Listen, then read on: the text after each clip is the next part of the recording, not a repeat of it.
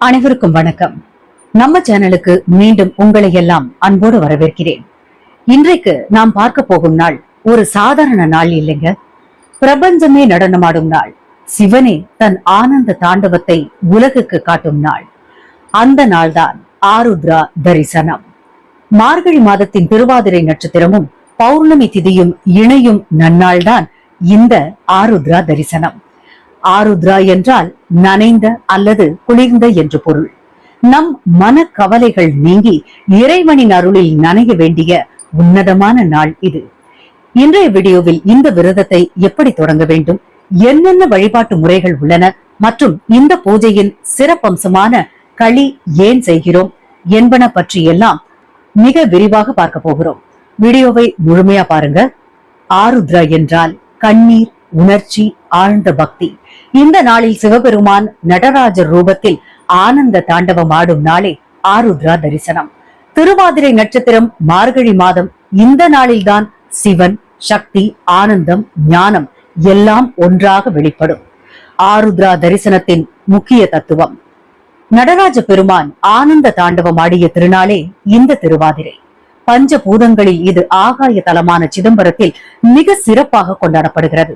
அறிவியல் ரீதியாக இந்த நாளில் பூமியின் காந்த சக்தி அதிகமாக இருக்கும் என்பதால் அதிகாலையில் எழுந்து வழிபாடு செய்வது உடல் மற்றும் மன ஆரோக்கியத்திற்கு புத்துயிரளிக்கும்.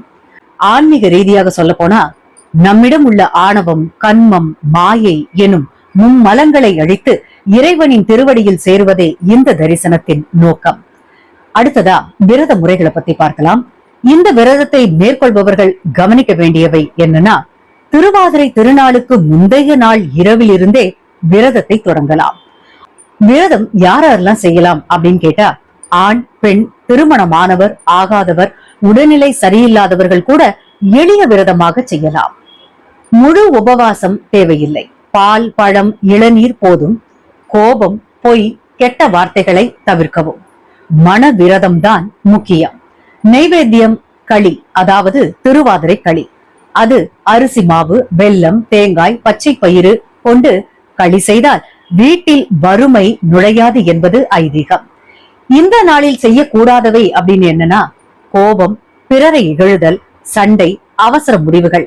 இன்று எடுத்த முடிவுகள் நீண்ட கால தாக்கம் கொடுக்கும். ஆருத்ரா தரிசன பலன்கள். மன அழுத்தம் குறையும். குடும்பத்தில் ஒற்றுமை, தொழில் மற்றும் வேலையில் முன்னேற்றம், ஆன்மீக விழிப்பு, தெய்வ நம்பிக்கை பலம் பெறும். விரத முறைகளை பார்க்கலாம். இந்த விரதத்தை மேற்கொள்பவர்கள் கவனிக்க வேண்டியவை. திருவாதிரை திருநாளுக்கு முந்தைய நாள் இரவிலிருந்து விரதத்தை தொடங்கலாம். அன்று அதிகாலை பிரம்ம முகூர்த்தத்தில் எழுந்து நீராடிவிட்டு திருநீரு அணிந்து சிவ சிந்தனையுடன் இருக்க வேண்டும். அன்று முழுவதும் உணவின்றி இருப்பது சிறப்பு. முடியாதவர்கள் பால், பழங்கள் மட்டும் உட்கொள்ளலாம். நாள் முழுவதும் ஓம் நமச்சிவாய என்ற பஞ்சாட்சர மந்திரத்தை உச்சரிப்பது கோடிக்கணக்கான பலன்களை தரும். வீட்டின் பூஜை அறையை சுத்தம் செய்து சிவபெருமான் அல்லது நடராஜர் படத்திற்கு வாசனை மலர்களால் அலங்காரம் செய்யுங்கள்.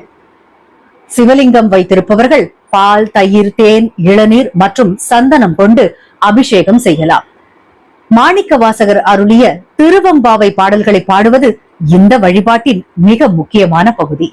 மாலையில் கோவிலுக்கு சென்று நடராஜரின் ஆருத்ரா தரிசனத்தை கண்டு வணங்குவது மகா புண்ணியம். ஆருத்ரா தரிசனம் என்றாலே நம் நினைவுக்கு வருவது திருவாதிரை களி. இதற்கு பின்னால் ஒரு அழகான கதை இருக்கிறது. சேந்தனார் என்ற ஏழை பக்தர் விறகு விற்று பிழைத்து வந்தார். ஒரு முறை இறைவன் ஒரு சிவனடியார் கோலத்தில் அவர் வீட்டிற்கு வர தன்னிடம் இருந்த கேழ்வரகு மற்றும் வெல்லத்தை கொண்டு களி செய்து படைத்தார். அந்த அன்பிற்கு இணங்கி இறைவன் அதை ஏற்றுக்கொண்டாராம். களி என்பது நம் உள்ளத்தை குறிக்கிறது. வெல்லம் என்பது இறைவனின் இனிமையான அருளை குறிக்கிறது.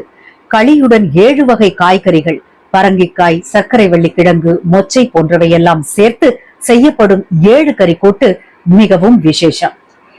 இந்த ஆண்டு ஆருத்ரா தரிசனத்தன்று முறைப்படி விரதமிருந்து அந்த நடராஜ பெருமானின் அருளை பெறுவோம். இந்த வீடியோ உங்களுக்கு பயனுள்ளதாக இருந்திருக்கும் அப்படின்னு நினைக்கிறேன். சிவன் கோவிலில் மட்டுமில்லை, உங்கள் கண்ணீரிலும் இருக்கிறார், உங்கள் அமைதியிலும் இருக்கிறார், உங்கள் பிரார்த்தனையிலும் இருக்கிறார். இந்த ஆருத்ரா தரிசன நாளில் ஒரு நிமிடம் கண்களை மூடி உங்கள் வாழ்வை சிவனிடம் ஒப்படைத்து பாருங்கள். அவர் உங்களை கைவிடவே மாட்டார். உங்களுக்கு தெரிந்த ஆருத்ரா தரிசன தகவல்களை கீழே கமெண்ட் செய்யுங்க. இந்த வீடியோ பிடிச்சிருந்தா லைக் பண்ணுங்க, உங்கள் நண்பர்களுக்கும் ஷேர் பண்ணுங்க. இது போன்ற ஆன்மீக தகவல்களுக்கு நமது சேனலை மறக்காம சப்ஸ்கிரைபும் செஞ்சுக்கோங்க. தென்னாடுடைய சிவனை போற்றி, எந்நாட்டவர்க்கும் இறைவா போற்றி.